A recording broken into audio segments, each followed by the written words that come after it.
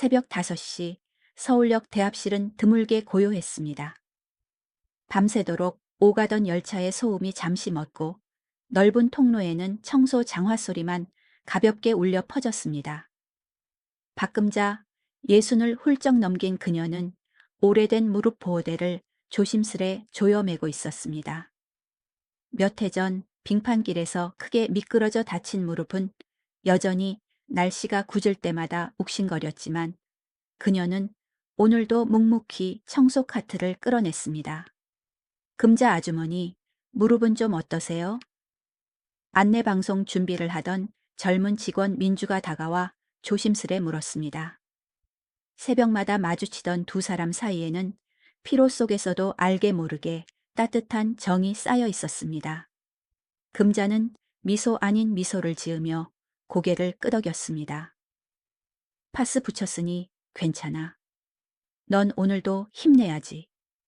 민주가 걱정스러운 눈길을 거두지 못하는 사이 금자는 허리를 굽혀 묵직한 대걸레를 꺼냈습니다. 그 순간 관리팀장 백상우의 목소리가 스피커를 뚫고 날카롭게 울렸습니다. 모두 지금 당장 모이세요. 정적을 깨뜨리는 그 외침에 금자의 손이 잠시 떨렸습니다. 출근부를 찍는 직원들, 졸린 눈을 비비던 경비까지 모두가 놀라 고개를 돌렸습니다. 이제 막 하루가 시작되려는 서울역. 그러나 아무도 모르는 진짜 사건은 아직 단 한 발자국도 드러나지 않았습니다. 이 평범한 노인의 하루가 곧 거대한 파도의 시작이 될 줄 누가 알았을까요? 직원들이 허겁지겁 모여들자 관리팀장 백산고는 이미 이마에 핏줄을 세운 채 팔짱을 끼고 서 있었습니다. 어제보다 더 심기가 불편해 보였습니다. 다들 귀 열고 잘 들어. 이번 주는 해명그룹 회장이 직접 서울역을 통과한다. 언론도 따라 붙을 거고 VIP들이 이곳을 지나갈 거다. 작은 얼룩 하나라도 발견되면 그 즉시 너희 이름이 보고서에 박힐 줄 알아. 사람들 사이에 낮은 탄식이 흘렀습니다. 그러나 백상우의 시선은 곧장 박금자에게 꽂혔습니다. 특히 당신, 박금자 씨, 지난번 내 담당 구역 창문에 지문 자국 가득했잖아. 손님이 불평했다는 거 알아? 나이도 많으면서 책임감까지 없으면 어쩌자는 거야. 힘들면 그만두든가. 젊은 사람들 줄 서 있어. 금자의 얼굴이 굳어졌습니다. 무릎 통증보다 더 날카롭게 가슴을 찌르는 말들이었습니다. 순간 주변의 시선이 쏠렸지만 아무도 감히 나서지 못했습니다. 오직 민주만이 입술을 깨물며 작게 중얼거렸습니다. 팀장님, 그건 금자 아주머니 잘못이 아니었어요. 창문 바깥쪽 얼룩이. 닥쳐. 신입 주제에 뭘 안다고 나서 내 구역이나 잘 관리해. 백상우의 고함이 민주를 단숨에 눌러버렸습니다. 민주 얼굴은 하얗게 질렸고 금자는 곁에서 조용히 그녀의 손등을 슬쩍 잡아주었습니다. 마치 괜찮다는 듯 묵묵히. 백상구는 비웃듯 코를 훌쩍이며 청소 도구를 바닥에 탁 내던졌습니다. 각자 맡은 구역 제대로 관리 못하면 이번 주 끝나기 전에 짐 싸게 될 줄 알아. 직원들이 하나둘 고개를 숙이고 흩어지는 사이 금자는 다시 걸레를 들었습니다. 낡은 천이 차가운 대리석 바닥을 스칠 때 눈가에 번진 눈물을 빠르게 닦아냈습니다. 아무도 보지 못한 눈물이었지만 그 안에는 억울함과 분노, 그리고 오래된 인내가 겹겹이 쌓여 있었습니다. 서울역의 아침 햇살이 유리천장을 뚫고 내려왔습니다. 그러나 금자의 세계는 여전히 어둡고 차가웠습니다. 아직 아무도 모르는 그녀의 긴 싸움이 막 시작되고 있었기 때문입니다. 아침 해가 완전히 떠오르자 서울역 대합실의 공기는 단숨에 달라졌습니다. 방송 스피커에서는 오늘 오전 특별 행사로 일부 구역이 통제됩니다. 라는 안내가 반복되었고 검은 양복 차림의 홍보팀 직원들이 분주히 오가며 무대를 설치했습니다. 대합실 한쪽에는 커다란 현수막이 걸렸습니다. 해명그룹, 새로운 도약, KTX, 미래와 함께. 언론사 카메라가 삼각대를 설치하자 분위기는 곧장 행사장이 되었습니다. 기자들이 속속 모여들며 속삭였습니다. 회장이 직접 온다던데 건강 괜찮으신가? 아들 최동엽 전무도 함께 나온다더라. 플래시 전구가 미리 켜지며 번쩍였습니다. 금자는 대걸레를 들고 행사장을 둘러보았습니다. 그녀가 맡은 구역은 바로 무대 뒤 통로였습니다. 어쩌다 하필 속으로 한숨을 삼켰지만 손은 묵묵히 움직였습니다. 카메라 렌즈가 스칠 때마다 자신의 낡은 유니폼이 유리창에 비친 듯 부끄러웠습니다. 그때 무대 쪽에서 웅성거림이 커졌습니다. 해명그룹 회장 최명곡이 지팡이를 짚고 등장한 것이었습니다. 백발이었지만 여전히 날카로운 눈빛, 곁에는 장남 도겸이 차분히 걸음을 맞췄습니다. 카메라 플래시가 연달아 터지며 환호가 일었습니다. 오늘은 우리 해명이 새로운 역사를 쓰는 날입니다. 명옥의 목소리가 마이크를 타고 울려 퍼졌습니다. 기자들이 앞다퉈 노트북 자판을 두드렸습니다. 멀찍이서 그 광경을 지켜보던 금자의 가슴 한켠은 알 수 없는 떨림에 휩싸였습니다. 저 화려한 사람들과 나는 왜 이렇게 다른 길을 걷고 있을까? 하지만 잠시 후 그녀는 손에 쥔 걸레를 더 힘주어 짰습니다. 이 자리는 그녀가 돈을 벌어야 할 자리였고 눈물 따윈 허락되지 않았습니다. 행사 리허설이 한창인 가운데 민주가 금자 쪽으로 다가와 속삭였습니다. 아주머니, 혹시 오늘은 조심하세요. 언론도 많고 팀장님도 예민해서. 금자는 고개를 끄덕이며 작은 미소를 지었습니다. 그러나 눈빛에는 긴장과 불안이 그대로 비쳤습니다. 서울역의 평범한 하루는 이미 끝났습니다. 지금부터는 누군가의 인생을 송두리째 흔들어 놓을 사건이 시작될 무대가 차려지고 있었습니다. 행사가 본격적으로 시작되려던 순간 대합실 한쪽에서 날카로운 비명이 터져 나왔습니다. 애가 숨을 못 쉬어요. 젊은 어머니가 아이를 품에 안고 허둥지둥 뛰어나왔습니다. 아이의 얼굴은 이미 파랗게 질려 있었고 작은 손은 허공을 허우적거렸습니다. 순식간에 사람들이 몰려들며 원형을 이루었습니다. 기자들의 카메라가 방향을 틀었고 행사 무대 위의 진행조차 중단되었습니다. 서울역 대합실이 긴장된 침묵과 공포로 얼어붙었습니다. 어머니는 울먹이며 외쳤습니다. 누가 좀 도와주세요. 숨을 못 쉬어요. 그러나 주변 사람들은 서로 눈치만 보며 한 발자국 뒤로 물러섰습니다. 누군가는 휴대폰을 꺼내 플래그를 누르고 있었고 다른 이들은 응급실로 데려가야 하지 않나? 라며 웅성거렸습니다. 백상우 팀장은 재빨리 앞으로 나서며 큰 소리로 외쳤습니다. 다들 물러서세요. 괜히 손대다가 책임이라도 지게 되면 어쩌려고 그래요? 곧 구급대 올 겁니다. 기다려요. 그러나 아이의 호흡은 점점 더 거칠어졌습니다. 눈동자는 반쯤 뒤집히고 작은 몸은 축 늘어져 가고 있었습니다. 어머니의 절규는 더욱 커졌습니다. 제발, 누가 제발 좀 살려주세요. 군중 속에 섞여 있던 금자는 두 손에 잡고 있던 걸레를 바닥에 떨어뜨렸습니다. 눈앞에 펼쳐진 광경은 너무도 익숙했습니다. 몇십 년 전 그녀가 산후조리원에서 일할 때 보았던 갓난아기에 위급했던 순간이 떠올랐습니다. 본능처럼 가슴이 쿵 내려앉으며 손끝이 떨렸습니다. 민주가 금자의 옆을 붙잡으며 속삭였습니다. 아주머니, 어떡하죠? 그냥 두면 아이가. 금자는 순간 눈을 감았다가 뜨며 아이를 바라보았습니다. 그리고 가슴속 깊은 곳에서 결심이 올라왔습니다. 가만두면 안 돼. 그녀의 목소리는 작지만 단호했습니다. 사람들 사이에 책임을 피하려는 공방이 오가는 가운데 오직 한 사람만이 조용히 앞으로 발을 내디뎠습니다. 낡은 무릎모 보호대가 삐걱 소리를 내며 바닥에 스쳤습니다. 서울역의 공기는 숨조차 멎은 듯 고요해졌습니다.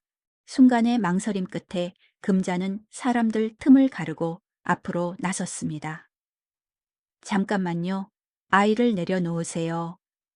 떨리는 목소리였지만 눈빛만큼은 단호했습니다. 어머니가 울먹이며 아이를 내밀자 금자는 곧바로 아이의 등을 두드리며 기도를 확인했습니다. 사람들 사이에서 웅성거림이 터져 나왔습니다. 청소부가 뭘 안다고? 괜히 더 위험해지는 거 아냐? 백상우 팀장은 얼굴이 붉어진 채 팔을 휘저었습니다. 이봐요, 박금자 씨, 책임질 수 있습니까? 지금은 가만히 있는 게 나아요. 하지만 금자는 대꾸하지 않았습니다. 그녀의 두 손은 이미 정확히 움직이고 있었습니다.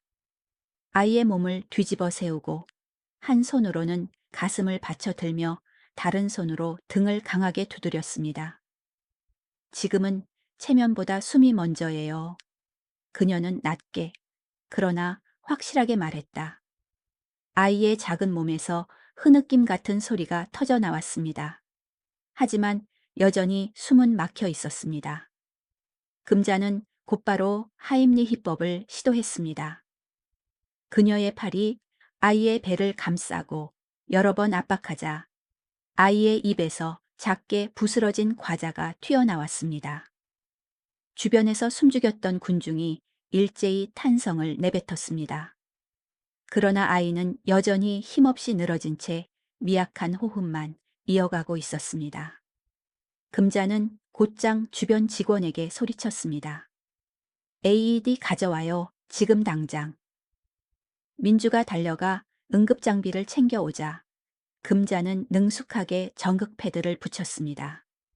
수십 년 전 산후조리원에서 응급처치를 배웠던 기억이 손끝에서 되살아나고 있었습니다. 그녀는 심박 리듬을 확인하며 외쳤습니다. 괜찮아. 조금만 참아. 숨을 쉬게 해야 해. 삑. 기계음이 울리자 모두가 숨을 멈췄습니다. 금자의 이마에는 땀방울이 맺혔지만 눈빛은 흔들리지 않았습니다.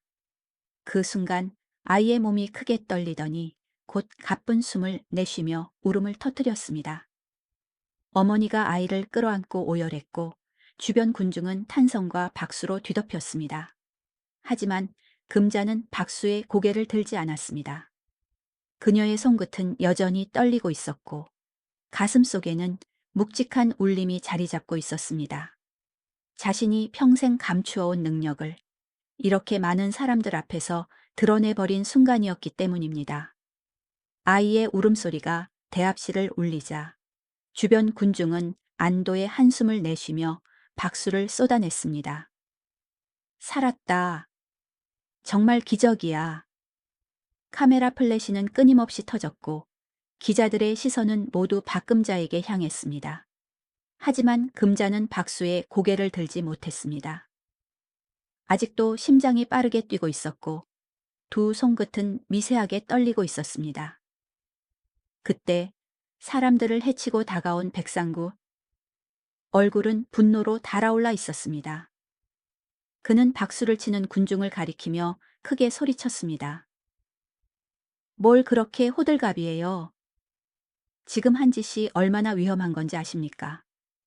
자칫하면 큰 사고로 이어질 뻔했다고요. 순간 대합실의 공기가 싸늘하게 식었습니다. 방금 전까지 영웅처럼 보였던 금자에게 공개적인 질책이 쏟아지고 있었습니다. 기자들마저 서로를 바라보며 혼란스러운 눈빛을 주고받았습니다. 백상우는 한 발 더 다가와 금자를 노려보았습니다. 박금자 씨, 당신이 무슨 의사라도 됩니까? 청소부가 감히 사람 목숨을 건드려요. 이건 규정 위반이고 회사에 큰 피해를 줄 수도 있어요. 민주가 참지 못하고 나섰습니다. 팀장님, 그게 무슨 말씀이세요? 아주머니 덕분에 아이가 살았잖아요. 그녀의 목소리는 떨렸지만 확고했습니다. 그러나 백상구는 비웃음을 터뜨리며 손을 내저었습니다. 살았다고요? 그건 운이 좋았을 뿐이지. 잘못됐다면 당신이 책임질 겁니까? 금자는 여전히 침묵했습니다. 하지만 그녀의 눈빛만은 흔들리지 않았습니다. 사람들의 속삭임이 점점 커졌습니다. 아니, 저분이 아니었으면 애는 이미 죽었을 거야. 저게 질책할 일이야. 오히려 표창을 받아야지. 백상구는 그 속삭임을 듣고도 아랑곳하지 않았습니다. 그는 끝까지 체면을 지키려는 듯 목소리를 높였습니다. 오늘 일은 제가 본사에 보고하겠습니다. 규정 위반은 절대 용납되지 않아요. 그 순간 금자가 천천히 고개를 들었습니다. 주름진 얼굴에 깊은 고단함이 비쳤지만 눈빛 속에서는 오랜 세월 억눌린 무언가가 번쩍였습니다. 짧은 침묵 뒤에 그녀는 낮지만 단호한 목소리로 입을 열었습니다. 책임이라면 제가 지겠습니다. 하지만 오늘 아무것도 하지 않았다면 이 아이는 지금 없었을 겁니다. 군중이 다시 술렁였고 민주가 굳은 얼굴로 고개를 끄덕였습니다. 백상구는 잠시 말문이 막혔지만 이내 이를 악물고 고개를 돌렸습니다. 그러나 그 순간 이미 금자의 이름 없는 존재감은 사람들의 마음에 깊게 각인되고 있었습니다. 그날 오후 서울역 사건은 이미 인터넷과 방송을 뜨겁게 달구고 있었습니다. 포털 사이트 실시간 검색어 상위에는 서울역 청소부 할머니라는 문구가 올라왔습니다. 수십 개의 뉴스 기사 제목은 비슷했습니다. 아이 목숨 구한 청소부, 서울역의 기적, 의사도 못한 일을 해낸 이름 없는 손길. 영웅은 바로 우리 곁에 있었다. 짧은 영상 클립이 온라인 커뮤니티에서 빠르게 확산되며 수백만 조회수를 기록했습니다. 영상 속에는 낡은 유니폼을 입은 여성이 아이를 안아 응급처치하는 모습이 담겨 있었고 마지막에 아이가 울음을 터뜨리자 사람들의 환호가 터져나오는 장면이 반복 재생되었습니다. 민주도 스마트폰을 들여다보며 금자에게 속삭였습니다. 아주머니, 이거 보셨어요? 벌써 전국 뉴스에 나왔어요. 사람들이 다 아주머니 덕분에 감동했다고. 난리예요. 그러나 금자의 얼굴은 굳어 있었습니다. 화면에 잡힌 자신의 모습, 낡은 무릎 보호대, 거칠어진 손, 떨리는 눈빛, 이 그대로 전국에 퍼지고 있다는 사실이 그녀의 가슴을 옥죄었습니다. 이제는 숨을 곳이 없다. 그녀는 속으로 중얼거렸습니다. 그동안 철저히 감추고 살아왔던 과거와 기술이 의도치 않게 세상 한복판에 드러나고 있었기 때문이었습니다. 한편 기자들은 서울역 관리사무소 앞에 몰려들었습니다. 카메라 플래시가 쉴 새 없이 터졌고 기자들의 목소리가 뒤엉켰습니다. 박금자 씨, 맞으십니까? 응급처치 어디서 배우신 겁니까?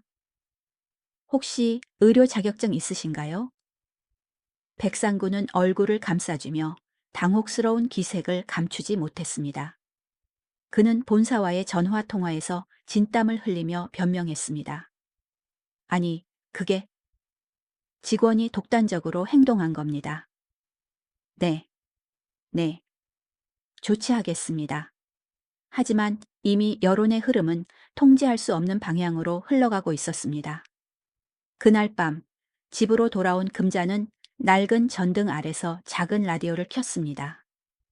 뉴스 앵커의 목소리가 흘러나왔습니다.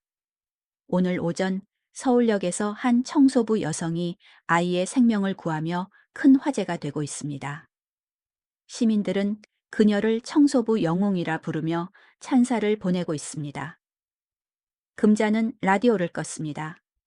방 안은 고요했지만 그녀의 마음은 소용돌이쳤습니다. 감춰왔던 이름과 기억들이 하나씩 떠올라 더는 단순히 청소부로 살아갈 수 없음을 예감하게 만들었습니다. 다음 날 아침, 박금자의 집 앞 골목은 이미 작은 전쟁터처럼 변해 있었습니다. 검은 카메라 가방을 맨 기자들과 방송국 중계차가 골목 입구를 메우고 있었습니다. 마이크에는 각기 다른 방송사 로고가 붙어 있었고 기자들은 서로 먼저 한마디라도 받아내려는 듯 소리쳤습니다. 박금자 씨 맞으시죠? 어제 응급처치 어디서 배우신 겁니까? 전문 의료인 맞습니까? 숨기고 계신 게 있나요? 쏟아지는 질문과 카메라 플래시의 금자의 창문 커튼은 바람에 가볍게 흔들렸습니다. 낡은 아파트 벽을 타고 기자들의 목소리가 그대로 방 안으로 스며들었습니다. 금자는 부엌 식탁에 앉아 손을 맞잡고 있었습니다. 밤새 잠을 이루지 못한 탓에 눈 밑에는 짙은 그림자가 드리워져 있었습니다. 라디오에서 흘러나온 뉴스 멘트가 아직도 귓가에 맴돌았습니다. 청소부 영웅, 정체는 누구인가? 민주가 급히 찾아와 초인종을 눌렀습니다. 아주머니, 문 열어주세요. 지금 기자들이 몰려와서 그녀의 얼굴에는 걱정이 가득했습니다. 금자는 문틈으로 민주를 바라보다가 조용히 속삭였습니다. 민주야, 이럴 줄 알았어. 더는 여기에 있을 수 없어. 민주는 당황했습니다. 그게 무슨 말씀이세요? 사람들이 아주머니 덕분에 감동하고 있는데요. 다들 감사하다고. 그러나 금자의 눈빛은 이미 굳어 있었습니다. 감사? 그건 잠시뿐이야. 곧 사람들은 내가 왜 그런 기술을 알고 있었는지 캐묻겠지. 그리고 드러나선 안 될 것까지 드러날 거야. 그녀는 서랍에서 낡은 가방 하나를 꺼냈습니다. 오래된 사진 몇 장, 손때 묻은 작은 상자, 그리고 몇 벌의 옷이 가방 안으로 차곡차곡 들어갔습니다. 민주는 눈이 커진 채 물었습니다. 도망치시려는 거예요? 금자는 고개를 끄덕였습니다. 그래, 난 평생 숨어 살았어. 이번에도 그래야 해. 나 때문에 또 다른 사람에게 해가 갈 순 없어. 창밖에서 카메라 셔터 소리가 연달아 울렸습니다. 골목 어귀에서는 기자들의 생방송 멘트가 들려왔습니다. 지금 보시는 것처럼 박금자 씨의 자택 앞에는 취재 열기가 뜨겁습니다. 그녀가 언제 모습을 드러낼지 모두가 주목하고 있습니다. 금자는 민주를 향해 미소 비슷한 것을 지어 보였지만 그 눈빛은 결연했습니다. 민주야, 날 찾으려 하지 마. 언젠가 다시 올 수도 있겠지만 지금은 떠나야 해. 그 순간 창문 틈 사이로 카메라 플래시가 번쩍이며 방 안을 환히 밝혔다. 금자는 가방을 들고 자리에서 일어났습니다. 이제 그녀의 새로운 도피가 시작될 순간이 다가오고 있었습니다. 늦은 밤, 금자는 작은 가방을 메고 서울역 뒷골목으로 발걸음을 옮겼습니다. 사람들의 시선을 피해 달아나듯 걷고 있었지만 가슴은 쿵쾅거리고 이마에는 식은땀이 맺혀 있었습니다. 골목길 가로등 불빛이 간헐적으로 깜빡이며 그녀의 그림자를 길게 느렸습니다. 여기서도 오래 버틸 순 없겠지. 그녀는 스스로 중얼거렸습니다. 어디든 떠나야 했습니다. 그러나 발걸음은 무겁게 느껴졌습니다. 그 순간 검은색 고급 승용차 한 대가 골목 입구에 멈췄습니다. 차 문이 열리더니 잘 차려입은 중년 남성이 내렸습니다. 그는 수행원 몇 명과 함께 천천히 골목을 걸어 들어왔습니다. 우연히 금자와 마주친 순간 두 사람의 시선이 엇갈렸습니다. 남성은 잠시 멈춰 서더니 낮게 중얼거렸습니다. 설마 윤 선생님? 그 목소리는 금자의 온몸을 얼어붙게 만들었습니다. 그녀가 오래전 북쪽에서 불리던 이름, 아무도 모를 줄 알았던 과거의 이름이 그의 입에서 흘러나온 것이었습니다. 금자는 반사적으로 뒷걸음질 쳤습니다. 아니요, 잘못 보신 겁니다. 하지만 그녀의 목소리는 떨렸습니다. 남성은 눈빛을 좁히며 한 발 다가섰습니다. 당신을 잊을 수가 없었소. 예전 그날 회의실에서 환자를 살리던 그 손길. 난 분명히 기억하오. 민주가 아니면 알 수 없는 과거. 철저히 감추어온 북쪽 의학대학 시절의 흔적이 드러난 순간이었습니다.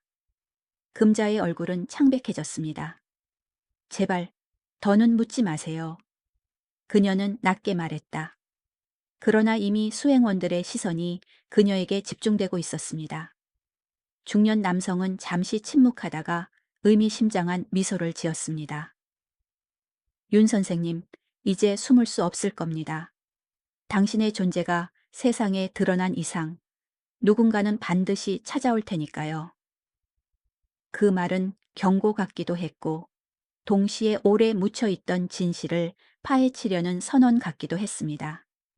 금자의 손이 본능적으로 가방 속 작은 나무 상자를 움켜쥐었습니다. 그녀는 더 이상 단순히 도망칠 수 없음을 직감했습니다. 금자는 본능적으로 뒷걸음질 쳤지만 중년 남성의 눈빛은 결코 그녀를 놓아주지 않았습니다. 가로등 불빛 아래 그의 얼굴이 뚜렷하게 드러났습니다. 강진호, 한때 북한 외교부에 몸담았던 관리, 그리고 금자가 평양중앙의학대학에서 비밀리에 환자를 치료할 때 곁에서 지켜보던 인물이었습니다. 당신이 아직 살아있을 줄은 몰랐습니다. 그의 목소리는 낮았지만 단호했습니다. 금자는 입술을 떨며 속삭였습니다. 진호 씨? 그 이름을 부르자마자 오래 묻어두었던 기억이 그녀의 가슴을 후벼 팠습니다. 수많은 환자들, 밀실에서의 긴박한 수술, 그리고 정치적 권력자들의 압박. 진호는 언제나 그 곁에 있었고, 때로는 보호자처럼, 때로는 감시자처럼 존재했었습니다. 금자는 고개를 세차게 저었습니다. 그 일은 끝났어. 난 더 이상 그때의 윤성희가 아니야. 지금은 그냥 서울역 청소부 박금자일 뿐이야. 하지만 진호의 눈빛은 흔들리지 않았습니다. 아닙니다. 당신의 이름은 여전히 살아 있습니다. 그리고 그 손이 오늘 또 한 번 사람을 살렸습니다. 세상은 이제 그걸 알게 될 겁니다. 금자는 순간적으로 숨이 막히는 듯 했습니다. 세상이 그녀를 청소부 영웅이라 부르며 박수를 보내던 그 순간조차 그녀에게는 또 다른 굴레로 다가오고 있음을 깨달았습니다. 진호는 한 발 다가서며 낮게 속삭였습니다. 지금 남쪽에서 당신을 찾는 사람들이 있습니다. 단순히 언론이 아니요. 당신의 과거를 아는 자들이요. 그들은 당신을 이용하려 할 겁니다. 아니면 없애려 하겠지. 금자의 눈이 크게 흔들렸습니다. 다시 도망쳐야 하나? 아니면 맞서야 하나? 그때 멀리서 기자들의 목소리가 골목까지 울려 퍼졌습니다. 박금자 씨, 여기 계신가요? 플래시 불빛이 점점 가까워지고 있었습니다. 진호는 그녀의 팔을 붙잡으며 단호히 말했습니다. 시간이 없습니다. 선택하시오. 다시 숨어 살 것인지 아니면 당신의 진짜 이름으로 맞설 것인지. 그 순간 금자의 손이 본능적으로 가방 속 나무 상자를 움켜쥐었습니다. 그 상자 속에는 그녀의 과거를 증명하는 유일한 물건, 오래된 침통이 들어 있었습니다. 그녀의 눈빛 속에서 오랫동안 잊으려 했던 의사의 불꽃이 다시 살아나기 시작했습니다. 기자들의 발걸음 소리가 골목 끝에서 점점 가까워졌습니다. 플래시가 번쩍이며 골목을 비추자 금자는 더 이상 숨을 수 없다는 걸 직감했습니다. 강진호가 옆에서 낮게 속삭였습니다. 지금 선택해야 합니다. 도망치면 영영 숨어야 할 것이고 맞선다면 이제부터가 시작이요. 금자는 떨리는 숨을 고르며 천천히 뒤를 돌았습니다. 이미 수십 명의 기자들이 그녀를 향해 마이크를 들이밀고 있었습니다. 박금자 씨, 왜 숨어 계셨습니까? 어제의 응급처치. 정말 어떻게 가능했던 겁니까? 혹시 과거에 의료 활동을 하신 적 있나요? 순간 금자의 시선이 흔들렸습니다. 하지만 곧 눈을 감았다 뜨며 결연한 표정을 지었습니다. 기자들의 카메라에 잡힌 건 더 이상 초라한 청소부의 얼굴이 아니었습니다. 저는 그녀의 목소리가 낮게 울렸습니다. 기자들이 숨을 죽였습니다. 저는 단순한 청소부가 아닙니다. 과거에 생명을 살리는 일을 한 적이 있습니다. 순간 플래시가 연달아 터졌습니다. 기자들은 서로를 밀치며 질문을 쏟아냈습니다. 어떤 일입니까? 어디서였습니까? 금자는 입술을 깨물며 한 걸음 물러섰습니다. 강진호가 잠시 그녀를 노려봤지만 금자는 고개를 들어 마이크를 똑바로 바라보았습니다. 언젠가는 모든 걸 말씀드리겠습니다. 하지만 지금은 제 손이 왜 생명을 기억하는지를 보여드린 것만으로 충분합니다. 그 말은 의도적으로 모호했지만 충분히 강렬했습니다. 기자들은 더욱 소란스러워졌고 생방송 화면에는 청소부, 과거 의료 경력 시사라는 자막이 급히 뜨기 시작했습니다. 민주는 멀리서 이 장면을 보고 눈이 커졌습니다. 아주머니가 드디어 스스로를 인정했어. 하지만 금자의 손은 여전히 가방 속 침통을 꼭 쥐고 있었습니다. 그녀의 눈빛은 흔들렸지만 어쩔 수 없이 세상 앞에 한 발 나아가 버린 자신을 받아들이려 애쓰고 있었습니다. 골목 한쪽 강진호는 묘한 미소를 지었습니다. 그의 눈빛에는 경고와 기대가 동시에 담겨 있었습니다. 이제 판이 벌어졌다. 금자가 기자들 앞에서 스스로 과거를 시사한 다음 날 한국 사회는 큰 소용돌이에 휘말렸습니다. 전국 방송의 메인 뉴스는 일제히 청소부 영웅의 충격 고백이라는 제목을 내걸었습니다.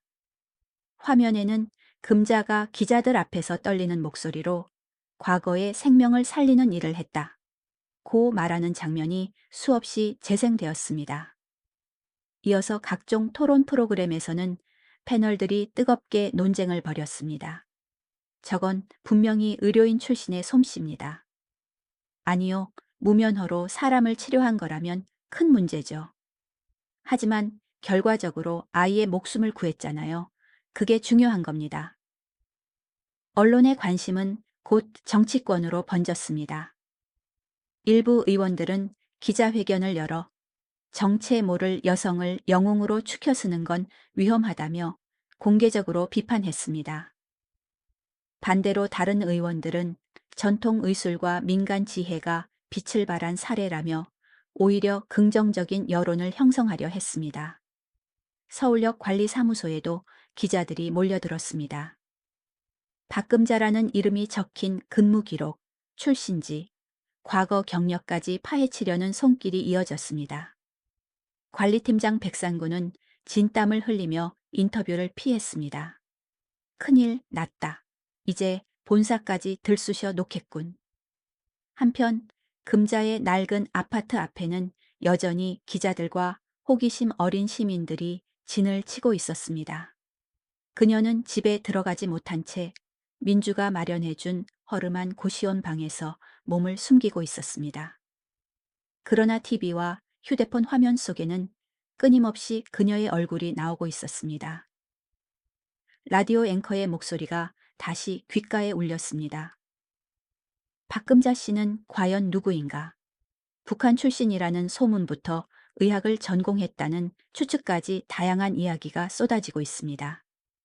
금자는 이불을 머리끝까지 끌어당겼습니다.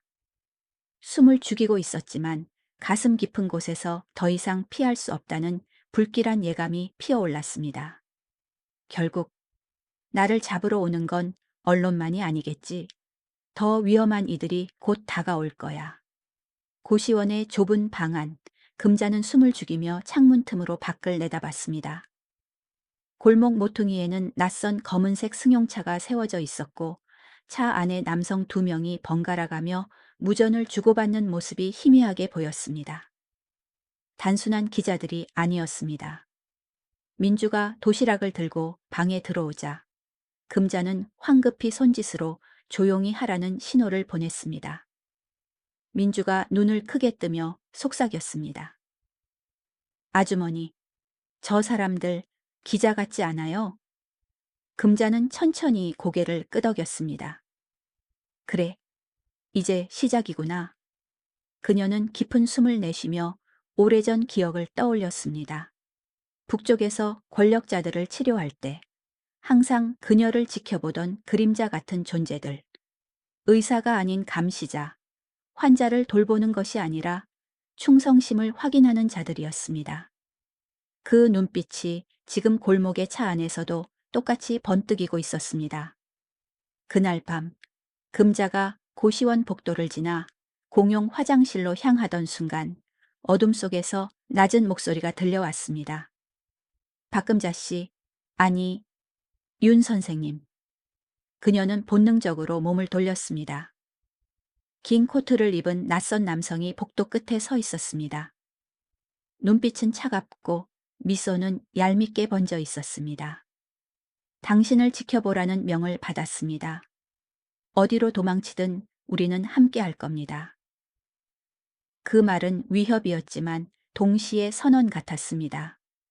금자의 손이 본능적으로 가방끈을 움켜쥐었습니다. 침통이 그녀의 존재를 증명하는 동시에 위험의 원인이 되고 있음을 절실히 느꼈습니다. 민주가 멀리서 이 장면을 보고 달려왔습니다. 아주머니, 이 사람들 뭐예요? 남성은 가볍게 웃으며 대답했습니다. 곧 알게 될 겁니다. 세상은 단순히 영웅 이야기를 듣고 싶은 게 아니거든요. 진실을 원합니다. 그리고 그 진실은 피로써 내려가야 하니까요. 그의 말에 공기가 싸늘하게 얼어붙었습니다. 금자의 두 눈에는 분노와 두려움이 동시에 번져갔습니다. 이제 단순한 도피로는 끝나지 않겠구나. 맞서야 할 때가 온 거야. 긴장된 공기가 고시원 복도를 꽉 채운 순간 금자는 민주를 본능적으로 뒤로 밀어냈습니다. 그녀의 눈빛은 두려움 대신 단단한 결심으로 바뀌어 있었습니다. 이 아이는 건드리지 마. 그녀의 목소리는 낮았지만 오랜 세월 누군가의 생명을 책임졌던 의사의 기백이 실려 있었습니다. 코트를 입은 남성은 얕은 웃음을 지으며 한 발 다가왔습니다. 보호하고 싶으면 진실을 밝히시오. 그게 당신을 살리는 길입니다. 민주가 떨리는 목소리로 외쳤습니다. 아주머니, 그냥 가지 마세요. 경찰을 부르면. 그러나 금자는 고개를 저었습니다. 민주야, 세상이 다 믿어주진 않아. 경찰보다 더 깊은 손길이 이 일에 얽혀 있어. 순간 그녀는 가방을 열어 오래된 침통을 꺼냈습니다. 남성의 눈빛이 순간적으로 흔들렸습니다. 침 하나하나가 단순한 도구가 아니라 금자의 과거와 기술, 그리고 결심의 상징임을 본능적으로 깨달은 것이었습니다.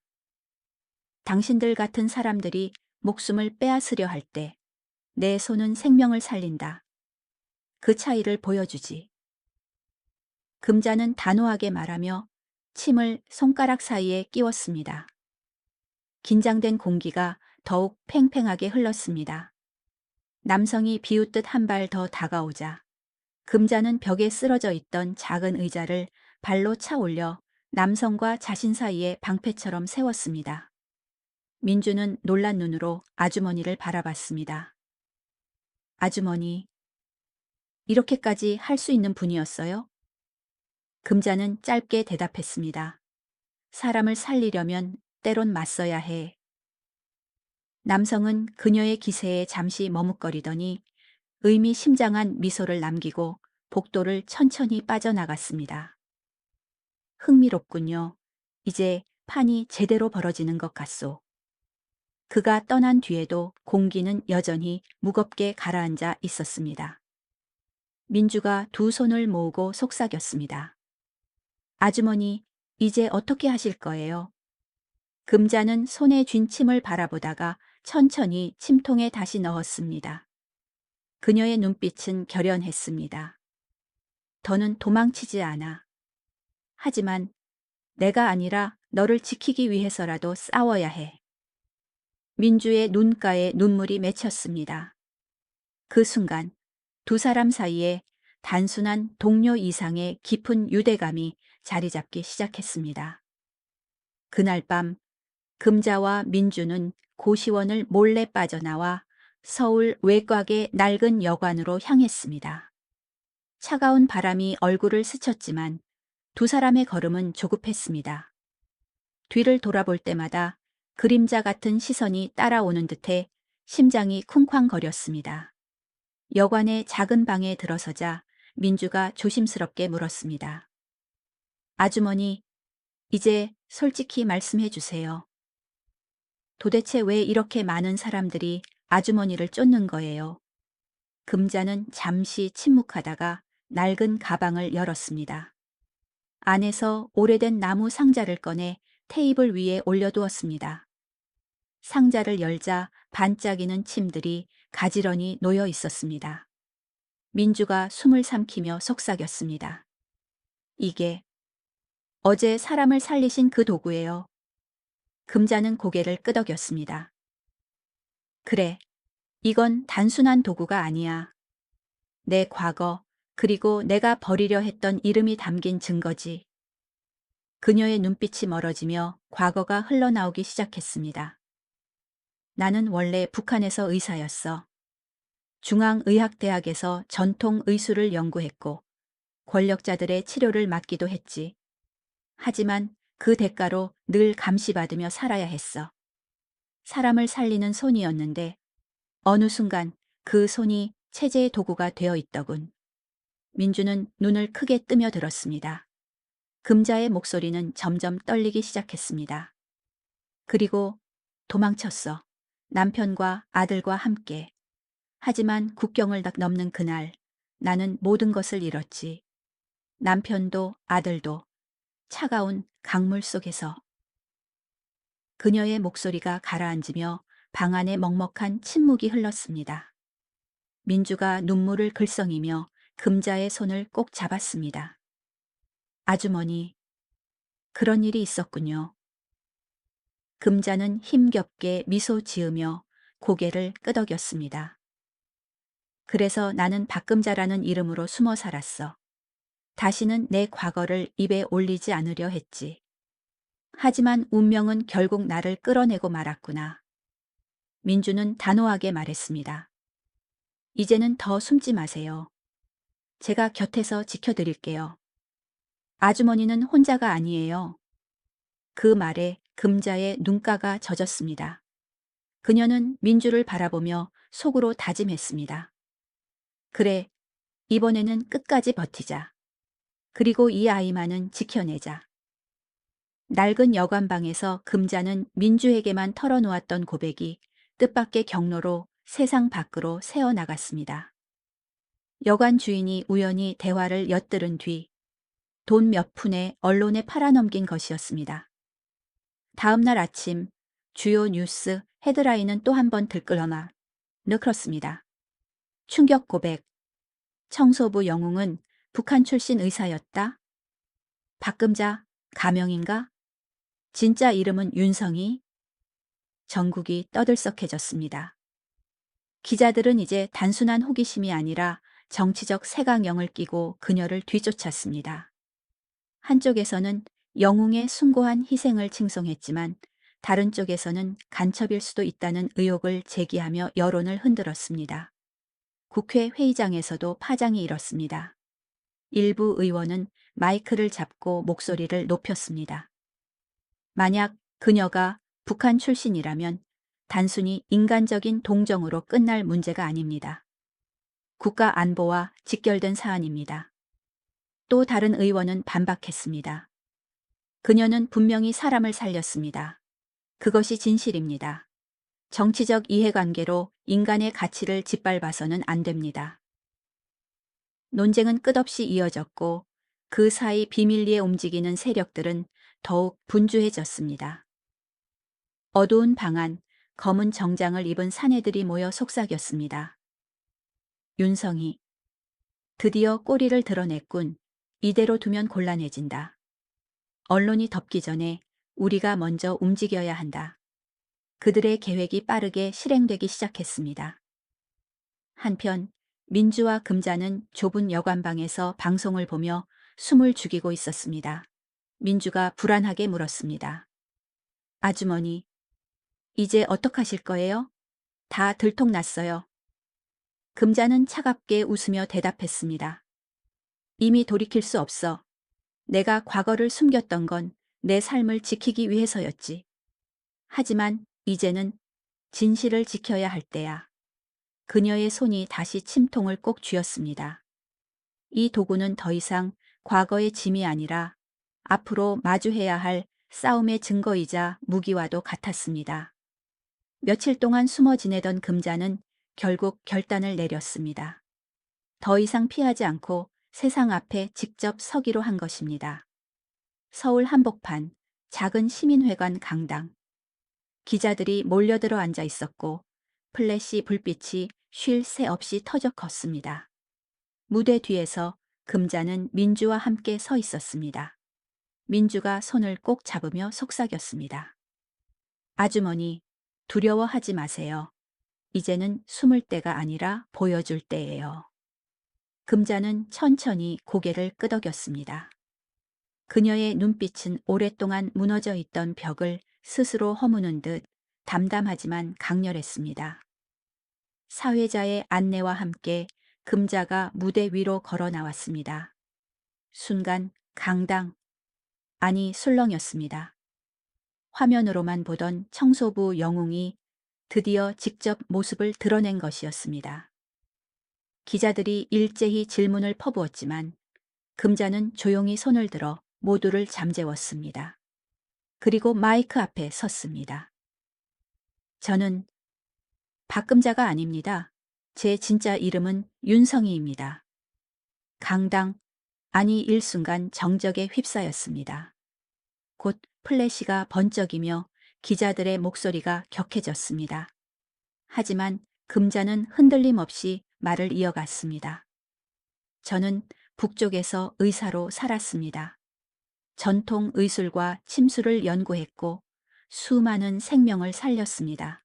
그러나 동시에 감시받으며 체제의 도구로 살아야 했습니다. 그것이 제 삶의 굴레였지요. 그녀는 잠시 눈을 감았다가 다시 떴습니다. 탈출을 결심했지만 남편과 아들을 잃었습니다. 그날 이후 저는 제 이름도 제 과거도 버리고 박금자라는 이름으로 청소부로 살아왔습니다. 민주의 눈에는 눈물이 고였습니다. 강당 안의 공기는 무겁게 가라앉았지만 동시에 숨죽인 채 그녀의 고백을 기다리고 있었습니다. 저는 잘못된 체제의 의사가 아니었습니다. 단지 생명을 살리고 싶었을 뿐입니다. 그리고 이제는 더 이상 숨지 않겠습니다. 누가 뭐라 하든 제 두 손은 여전히 생명을 살릴 수 있다는 것을 보여주고 싶습니다. 순간 몇몇 기자의 눈가가 젖었습니다. 그러나 동시에 일부 언론인들은 날카롭게 속삭였습니다. 북한 출신 간첩 논란은 더 커지겠군. 하지만 저 눈빛은 진심이야.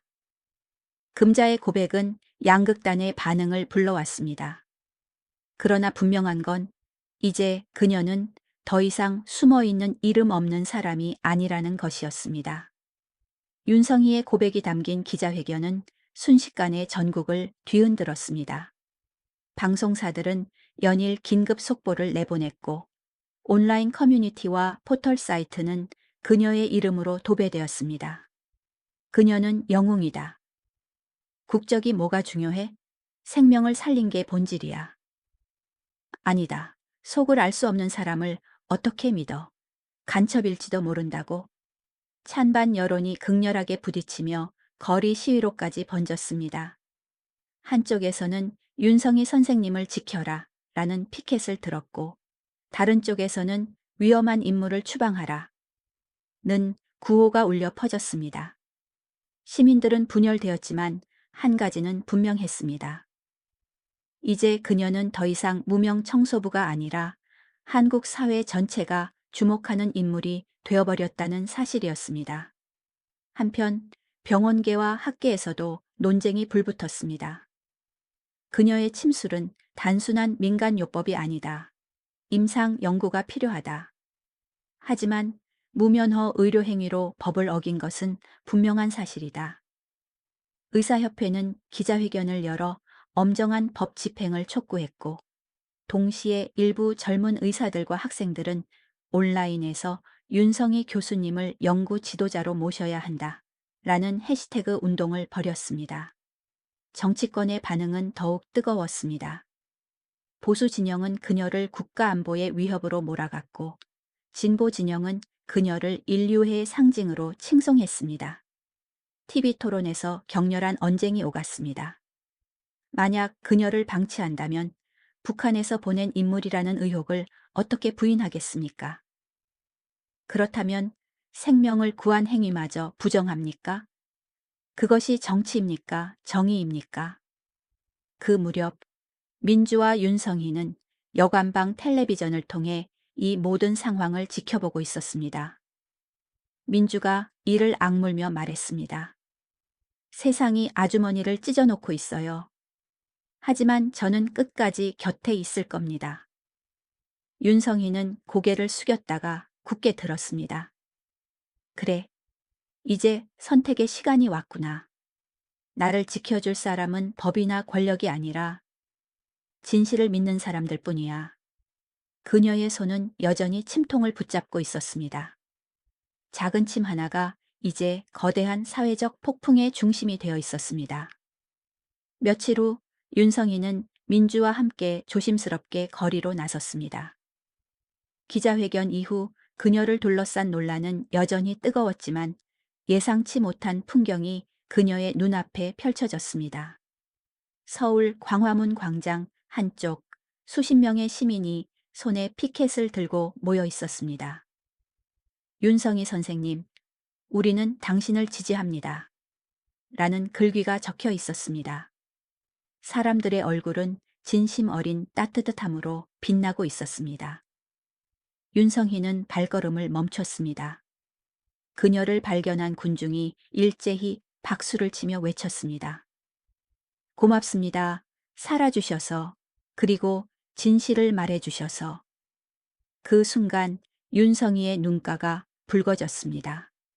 그녀는 수십 년 동안 숨어 살며 외면당했다고 믿었지만 이렇게 많은 사람들이 자신의 존재를 받아들이고 있다는 사실이 믿기지 않았습니다. 한 중년 여성이 앞으로 다가와 그녀의 손을 꼭 잡았습니다. 선생님, 저희 아버지도 뇌졸중으로 쓰러졌다가 전통 의술로 기적처럼 회복하셨어요. 당신을 보니 그때 생각이 나서 눈물이 납니다. 이어 젊은 대학생이 나섰습니다. 저는 의대생입니다. 선생님께 직접 배우고 싶습니다. 사람을 살린다는 게 무엇인지요. 민주가 옆에서 속삭였습니다. 아주머니, 보이세요? 세상이 아주머니를 믿기 시작했어요. 윤성희는 마침내 미소 지으며 군중을 바라봤습니다. 고맙습니다. 저를 지켜주신 건 여러분입니다. 제가 살아온 길이 헛되지 않았다는 걸 느낍니다. 박수 소리가 다시 한번 울려 퍼졌습니다. 그 순간 윤성희는 처음으로 두려움 대신 희망을 느꼈습니다. 폭풍 속에서도 그녀를 감싸는 따뜻한 연대가 존재한다는 것을 온몸으로 실감한 순간이었습니다. 광화문 광장에서의 따뜻한 환영은 윤성희에게 큰 힘이 되었지만 동시에 권력자들의 불안을 더욱 자극했습니다. 여론이 두 쪽으로 갈라지자 그들은 직접적인 조치를 취하기 시작했습니다. 늦은 밤 서울 한 고급 호텔의 비밀 회의실, 검은 양복 차림에 남성들이 모여 앉아 있었습니다. 이대로 두면 국민의 절반은 그녀 편에 설 겁니다. 맞습니다. 지금 바로 조치를 취하지 않으면 정치적 위기가 옵니다. 그들의 대화는 냉정하고 계산적이었습니다. 윤성희를 무너뜨릴 약점이 필요하다. 가족, 과거, 어떤 것이든 좋다. 사람들은 영웅보다 추문을 더 쉽게 믿으니까. 그 순간 한 남자가 얇은 서류 봉투를 테이블 위에 올렸습니다. 안에는 윤성희가 과거 북한에서 활동하던 시절의 낡은 흑백 사진 몇 장과 비밀 문건 사본이 들어 있었습니다. 이것만으로도 충분합니다. 여론은 순식간에 뒤집힐 겁니다. 한편 민주와 윤성희는 여관방에서 TV를 보며 조용히 저녁을 먹고 있었습니다. 뉴스 속보가 흘러나왔습니다. 방금 들어온 소식입니다. 청소부 영웅 윤성희 씨가 과거 북한 고위 간부 가족과 긴밀히 연관되어 있었다는 의혹이 제기되었습니다. 민주는 젓가락을 떨어뜨리며 얼굴이 굳었습니다. 아주머니, 이건 완전히 조작이에요. 그런데 사람들은 믿을 수도 있어요. 윤성희는 깊게 숨을 내쉬며 텔레비전을 꺼버렸습니다. 그녀의 얼굴엔 피곤함이 번졌지만 눈빛만큼은 흔들리지 않았습니다. 예상했던 일이야. 그들이 나를 무너뜨리기 위해 뭘 할지는 이미 알고 있었어. 그러나 그날 밤 누군가 여관 앞 골목에서 두 사람을 몰래 지켜보고 있었습니다. 휴대전화 너머로 짧은 보고가 오갔습니다. 네, 여기서 움직이고 있습니다. 곧 처리하겠습니다. 멀리서 자동차 헤드라이트가 켜지며 어둠을 갈랐습니다. 새로운 위협이 성큼 다가오고 있었습니다. 그날 밤 여관 주변은 유난히 조용했습니다. 하지만 그 고요 속에는 불길한 기운이 감돌고 있었습니다. 민주가 창밖을 내다보다가 낮게 속삭였습니다. 아주머니, 저기 이상한 차가 계속 서 있어요. 윤성희는 창문 틈으로 고개를 내밀어 보았습니다. 검은색 승용차 두 대가 골목을 막고 서 있었고 안에서 누군가의 실루엣이 어른거렸습니다. 순간 그녀의 직감이 차갑게 일렁였습니다. 갑자기 복도에서 발걸음 소리가 들려왔습니다. 두꺼운 구두 소리가 무겁게 울렸고 문손잡이가 서서히 흔들리기 시작했습니다. 이 방이다, 안에 있다. 낮은 목소리가 새어 나왔습니다. 민주의 얼굴이 창백해졌습니다. 우리 어떻게 하죠? 윤성희는 단호하게 대답했습니다. 겁먹지 마. 지금은 움직여야 할 때야. 그녀는 침통을 재빨리 품에 넣고 방 한쪽 작은 창문을 가리켰습니다. 두 사람은 서둘러 창문을 열었고 바람이 세차게 몰아쳤습니다.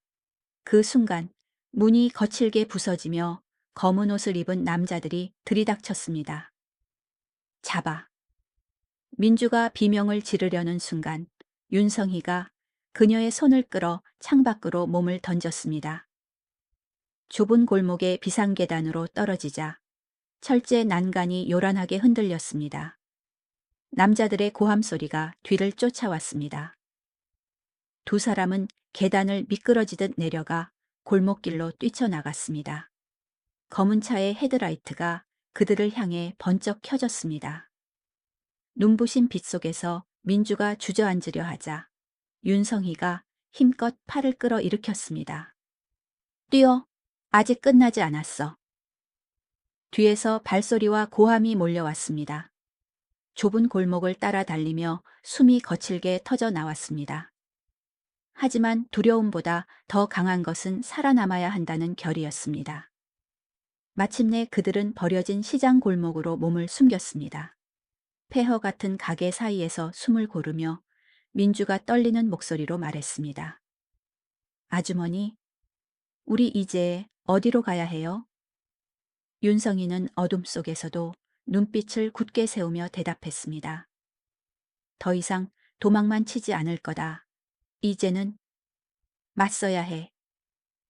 버려진 시장 골목에서 간신히 몸을 숨긴 윤성이와 민주. 차가운 밤 공기 속에서도 두 사람의 숨소리는 거칠었고 손은 떨리고 있었습니다. 그러나 윤성이의 눈빛은 더 이상 도망치는 자의 눈빛이 아니었습니다. 민주야, 이제 우리만의 길을 찾아야 한다. 계속 쫓기기만 한다면 끝이 없어. 민주는 두려움 섞인 눈으로 물었습니다. 하지만 우리 같은 사람이 어떻게 그들과 맞서 싸울 수 있겠어요? 그때 어둠 속에서 발자국 소리가 다가왔습니다. 두 사람은 순간 몸을 움츠렸지만 들려온 목소리는 뜻밖에도 익숙한 것이었습니다. 이쪽이에요. 빨리 따라오세요. 불빛 아래 드러난 얼굴은 다름 아닌 박정식 팀장이었습니다.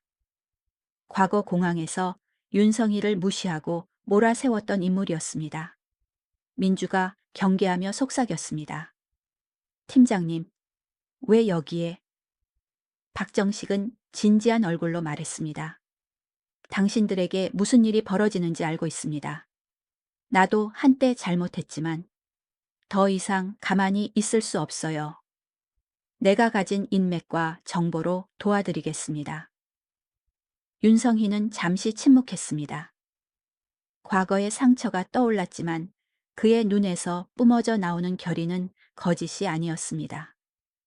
박정식은 작은 USB를 내밀었습니다. 이 안에 그들이 꾸미고 있는 공작의 증거가 담겨 있습니다. 위에서 누가 움직이는지, 어떤 문건이 조작되었는지 모두 기록되어 있어요. 민주가 눈을 크게 떴습니다. 그럼 이걸 공개하면? 윤성희가 조용히 이어받았습니다. 우리를 무너뜨리려는 그들의 손을 이제 우리가 드러낼 수 있겠군. 세 사람은 좁은 시장 골목에서 마주보며 결심을 굳혔습니다. 더 이상 혼자가 아니었습니다. 뜻밖의 동맹이 손을 내밀었고 방역의 불씨가 켜진 순간이었습니다. 새벽녘 세 사람은 낡은 창고를 임시 은신처로 삼아 USB 속 자료를 확인했습니다.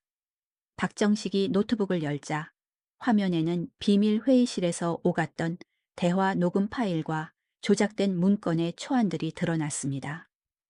봐요. 이건 명백한 증거입니다. 그들이 윤성희 선생님을 간첩으로 몰아가려 했다는 사실이 그대로 기록되어 있어요. 민주가 숨을 삼키며 말했습니다. 이걸 세상에 공개하면 진실은 드러나겠네요. 윤성희는 차분히 고개를 끄덕였지만 눈빛 속엔 묘한 불안이 스쳤습니다. 그녀는 오래전부터 깨달아왔습니다.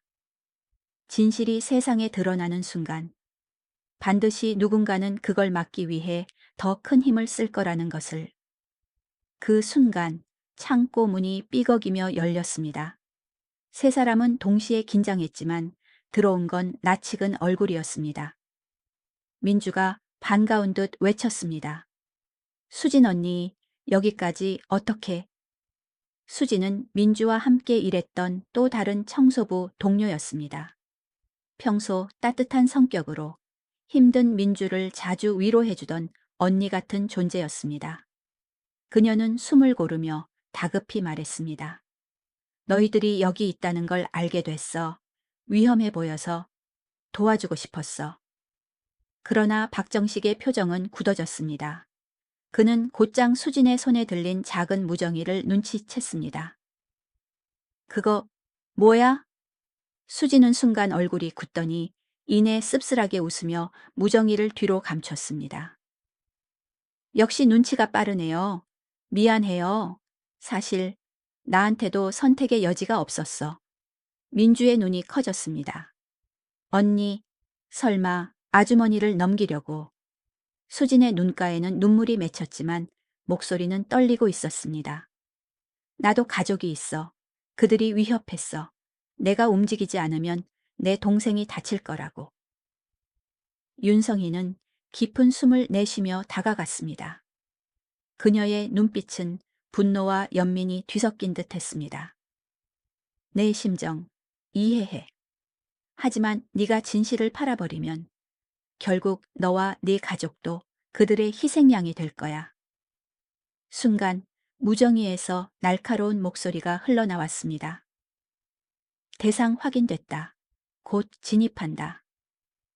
세 사람은 얼굴이 굳었습니다. 내부 배신은 이미 시작되었고 시간은 얼마 남지 않았습니다. 무정위에서 들려온 차가운 목소리가 끝나자마자 창고 바깥은 곧 발소리와 차량 소리로 가득 찼습니다. 강철문이 거칠게 흔들렸고 손전등 불빛이 창문 틈을 파고들었습니다. 곧 들어온다. 박정식이 이를 악물며 속삭였습니다. 민주는 겁에 질린 얼굴로 윤성희의 손을 꽉 잡았습니다. 아주머니, 우리 정말 여기서 끝나는 건가요?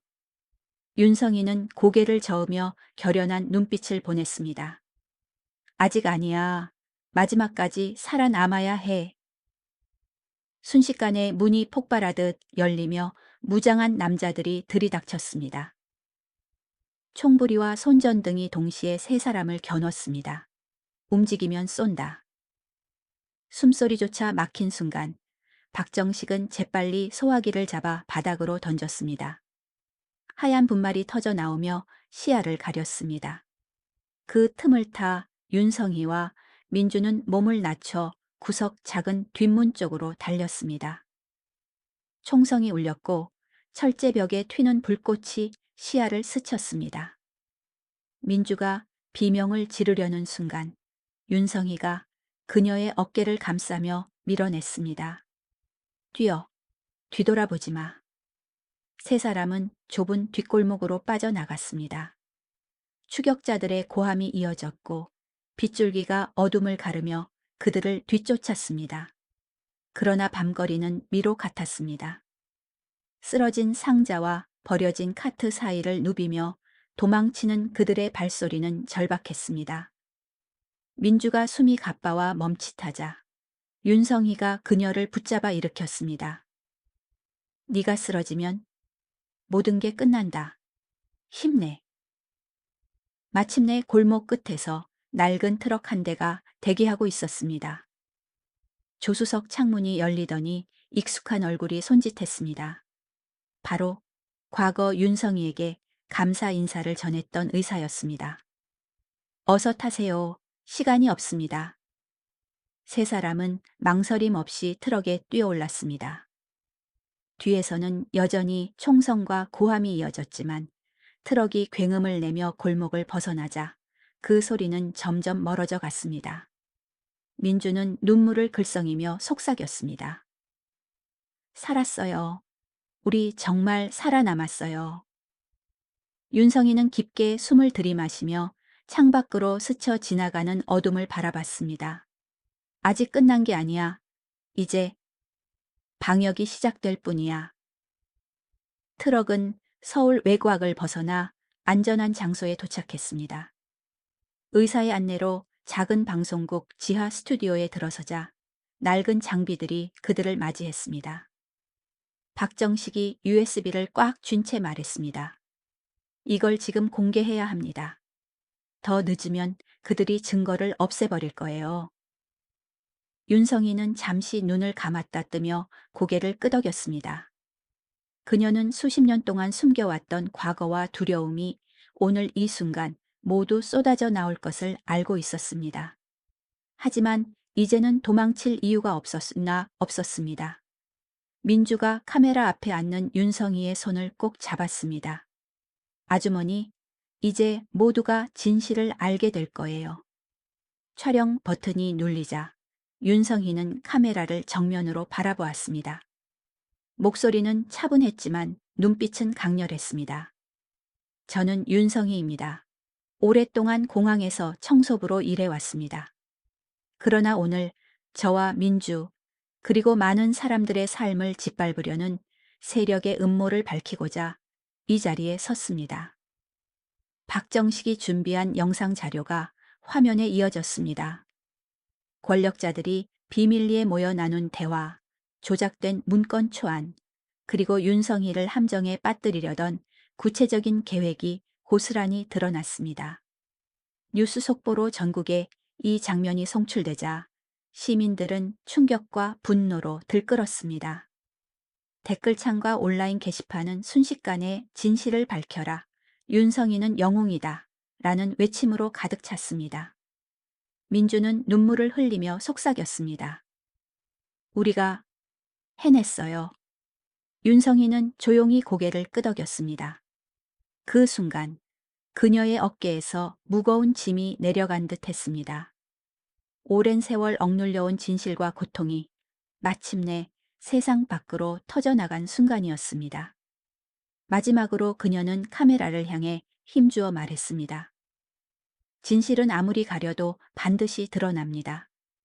이제 우리는 더 이상 두려움에 살지 않을 것입니다. 방송은 전국을 뒤흔들었고 권력자들의 몰락은 시간 문제였습니다.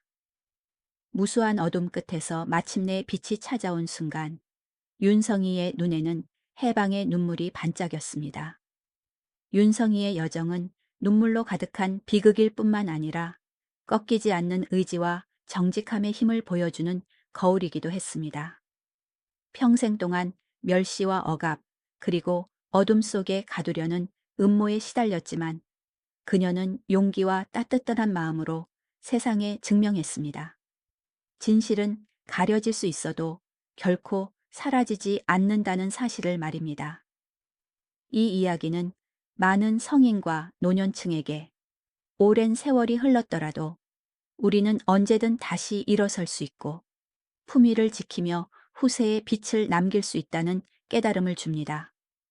과거의 아픔과 상실, 불의는 끝이 아니라 오히려 자신을 되찾는 여정의 시작일 수 있습니다.